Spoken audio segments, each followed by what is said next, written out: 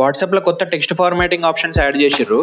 ఇంతకుముందు ఈ 4 ఆప్షన్స్ ఉండే: bold, italic, strike through, monospace అని. ఇప్పుడు ఈ పైన ఉన్నవి యాడ్ చేసిర్రు: bullet list, number list, block code, inline code. ఇవి మనం మెసేజెస్లో యూజ్ చేయొచ్చు.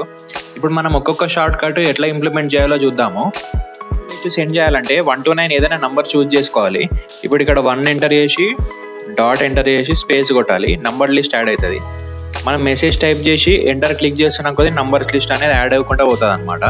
ఇది షార్ట్ సెండ్ చేయాలంటే హైఫన్ క్లిక్ చేసి స్పేస్ క్లిక్ చేయాలి, బుల్లెట్ లిస్ట్ యాడ్ అయింది చూడండి. ఇప్పుడు మనం మెసేజ్ టైప్ చేసి బుల్లెట్ లిస్ట్ ఇట్లా క్రియేట్ అవుతూ ఉంటుంది అనమాట. ఎట్లా సెండ్ చేయాలో చూద్దాము. గ్రేటర్ దెన్ సింబల్ క్లిక్ చేయాలి, క్లిక్ చేసి స్పేస్ క్లిక్ చేసి మెసేజ్ టైప్ చేయాలి. ఇది బ్లాక్ కోడ్ అయిపోతుంది. ఇంకా ఇన్లైన్ కోడ్ సెండ్ చేయాలనుకోండి, ఆప్షన్స్లోకి వెళ్ళి ఈ సింబల్ క్లిక్ చేయాలి.